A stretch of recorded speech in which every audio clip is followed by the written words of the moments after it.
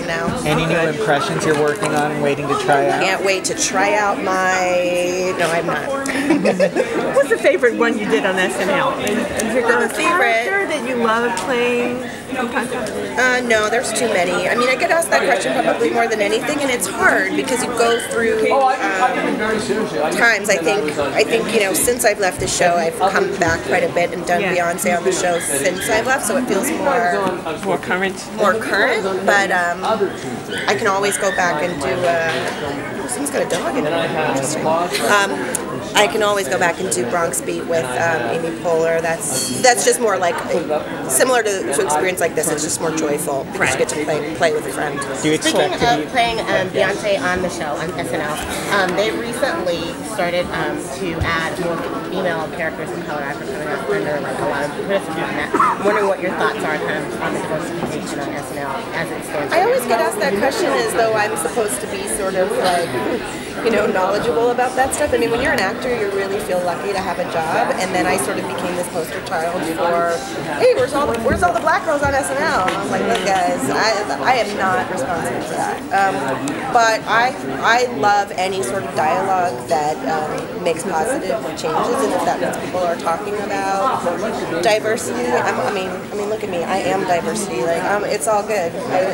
I never personally felt like I was ever, you know, doing comedy for any sort of, on any sort of racial platform. I just have been doing comedy for comedy's sake, and the same goes for being a woman, and those are the two questions I think I get asked more than anything, and it's so far from my thoughts of why I do this. I'm just trying to be fun. Do you expect the show to be very topical or more evergreen?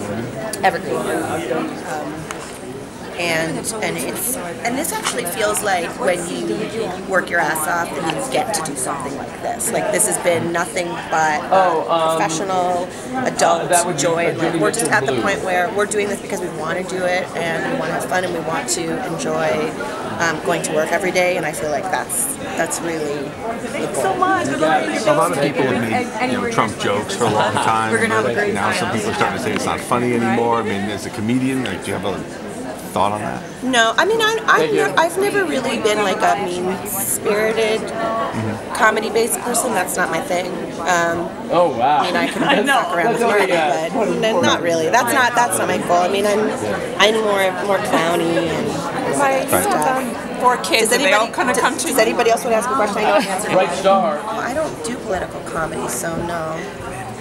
I mean, I'm not known for my political comedy, unless I have done something that you remember. I don't think I'm known for that. Other people take that stuff more. That's not my thing. Do you prefer working with a structure, or do you like working without a net? Well, improv is working without a net, but within it there is a very safe structure in terms of knowing what the parameters are. But I do like to implement improv in anything. I mean, it's really been a godsend in terms of learning how to write. When I was hired to do Saturday Night Live, we had to write, and I didn't know that, and it was really scary to just be put in a room and say, okay, you gotta come up with 2 sketches by tomorrow morning. But that's what improv has given me. So. For this particular show, how did you prepare? Was it kind of different from all the other projects that you've done, or did you have to go in with like a different approach? No different approach. I mean, if anything, I just feel like I know myself better as a writer and a performer, and I also know, like I said, how I want to spend my time at work, and I feel really fortunate that I get to do it with somebody who's always been someone who I've looked up to my entire life, and not only do I feel lucky, but I also just feel like I am at a place in my life where I'm truly interested in enjoying that experience and getting a chance to take advantage of how great this opportunity is. So, and we're all kind of on the same page. Like, there's no bad apples in the bunch. Everyone's like happy to come to work and lovely and cool, but it's a bunch of grown-ups, which I'm like, great, because I got kids at home. Speaking of which, you're bringing them with you to New York. I don't talk about my kids. I was just making a joke. For your for this show. Singing, do you have any like a bucket list? Ever want to make an album? I know your mother. Yes, I do want to make an album. I think I want to make a comedy album. I just don't know how to do it yet, but I keep thinking about it. But you have a great voice, like you know. Are you listening to any of the greats? So many of them have Grammys, in comedy. Oh, well, I mean, I think that's been my whole childhood. Is I listen. I mean, really, I've always listened to like vinyl was my childhood. So all that stuff growing up, yeah. It's daunting though. It is daunting because it needs to be. My feeling about musical comedies, it needs to be funny, but it also needs to be musical. It can't just be funny and the music's not that great. So. Speaking of music, aside from your mother's music, what CD can you put on and not skip one song? I don't know. It's such a hard question. I mean, this is the kind of question where like 20 minutes later I'm like, oh, or I'll be like lying in bed like, oh yeah, that. But I know I have them. I see. I'm an omni music lover. I don't love any sort of genre. It's just I love it if it's good. What was your favorite song from your mother? There's no. How can you answer that question? Because they're so beautiful. I know it's true. But she's, like one of those you never forget listening to her music. Yeah. Maya, what's the last thing you Googled? Say it again. What's the last thing you Googled? I like that. That was good. God, this is a good question. What's the last thing I Googled? Chicken coops. Why? Well, because we're thinking about getting chicken, so. Wow. Well, I mean,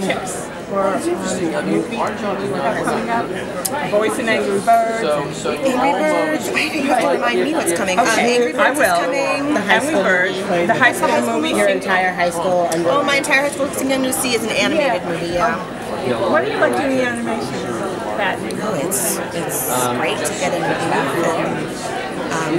and I like getting a chance to be anything you want to be. It's so creatively freeing and free. It's a different animal too because you're not with other actors, but I like it. I don't know. We got to do a lot of booth work on SNL, so like anything with like a voiceover, announcer or something, we get to do that. I love it. I love anytime we get like the mic and headphones and it's like playing secretary. So You're the therapist to the actors, right? Is that just automatically funny? yeah, I mean it's sort of a built-in because it's such a new agey day and age of like the self-help kind of thing. So it's like poking fun at that. do you have advice for young Stay to the stage. I'm sorry, I have to ask you to start wrapping it up. Write your own material, take care of yourself. It's really important and take care of yourself? Thank you guys. I'm so sorry. Writing your material, and there's no one else like you, so you have to